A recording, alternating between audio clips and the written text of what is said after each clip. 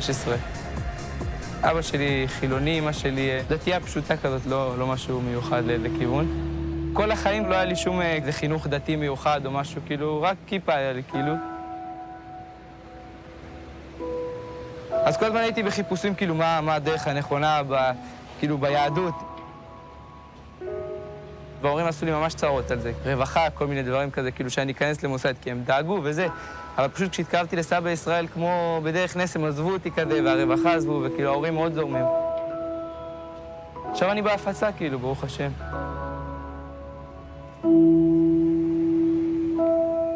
יש לנו רצון להפיץ את התורות של רבי נחמן, את הדעת שלו בעולם. אנחנו חושבים שיש לו דת באמת מיוחדת ששייכת לכל אחד ואחד בעולם הזה. לא רק למישהו עם כיפה, לא רק למישהו בלי כיפה. אנשים רואים את זה כאילו בתור בריחה מהמציאות, בריחה מהחיים, בריחה מהשגרה, לא יודע איך לקרוא את זה, אבל זה אחד הדברים שרבי נחמן אמר, שעל ידי ריקודים והמחאת כף נמתקים כל הדינים.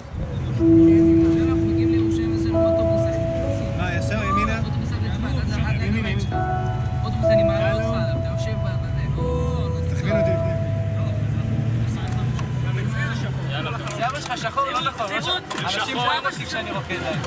או שאני סתם כזה. אבא שלך זה שחור. לא מתאים, שחור זה יפה. וגם רואים את זה, נכון?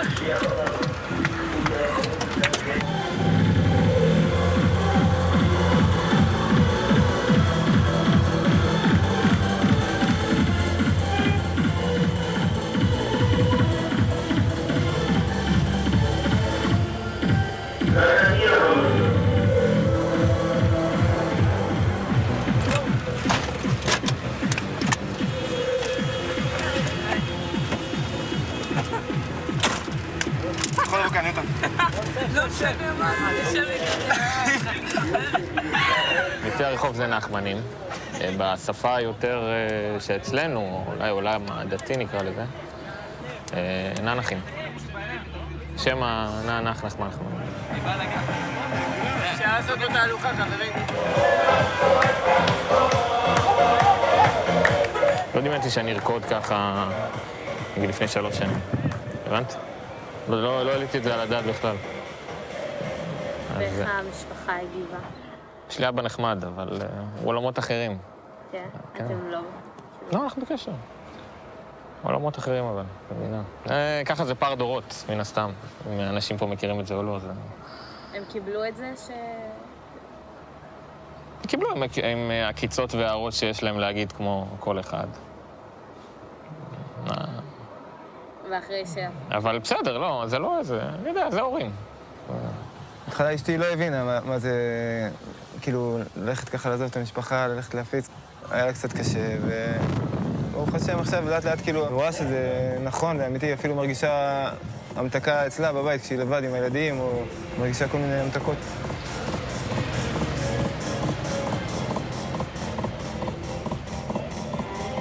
ברוב הצוותים לא מתפרנסים מההפצה, כאילו, כסף. זה די כזה חיי אמונה. כאילו חלק מפיצים רק 2-3 ימים בשבוע ועובדים חלק מהזמן, אבל מזה לא מתפרנסים בכלל.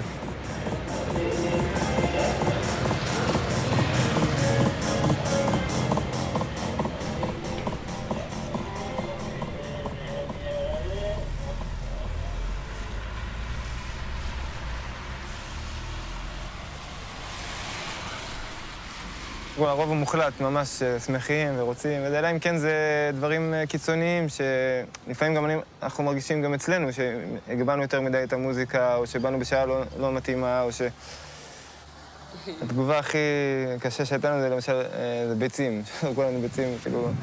לא כל לכם ביצים? כן, על הרכב, או דברים כאלה.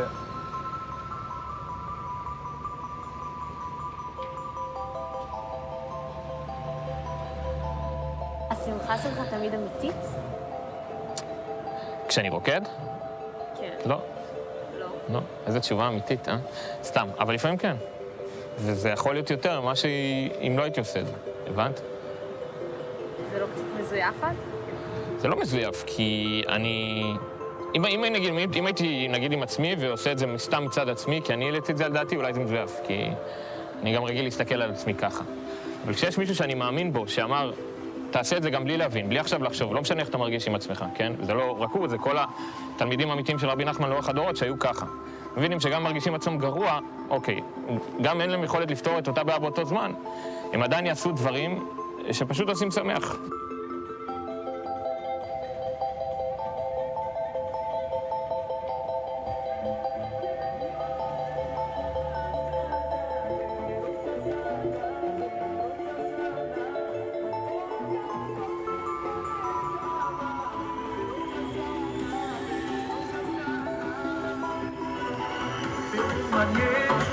צדיק כובש, כמו יהלומים אותנו ולתת, ולמוזע. הרבה פעמים כבר לגמרי כאילו מותשים וזה, ויש שמש לפנים, ופתאום יש רמזור אדום, אתה צריך לרדת לרקוד, אתה רואה את ההוא מסתכל עליך ככה, אבל אתה פותח את זה, ואז פתאום בא בן אדם ואומר, יש לכם אולי ספר? אז ככה זה, כאילו, זה כל הזמן מלחמה, ויש רגעים מאוד קשים. אז עוצרים קצת, נרגעים, יושבים, מדברים, לומדים קצת, אוכלים, כאילו... לא יודע, אולי אפילו רואים איזה סרטון באינטרנט, משהו מצחיק.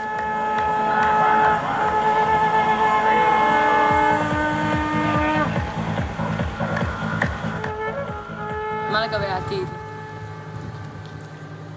העתיד, עכשיו אני... זה עובר... מה לגבי העתיד? ברוך השם, אשתי עכשיו בהיריון, יש לנו עוד... כן, עוד ילד, עוד ילדים, ורוצים להמשיך.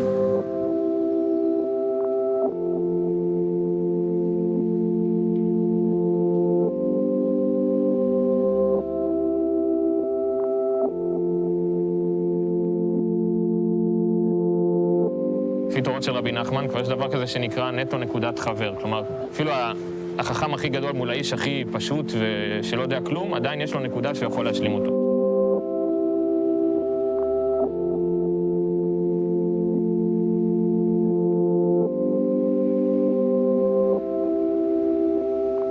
השמחה זה מרפא אותי, זה מחיה אותי, זה נותן לי כוח להמשיך.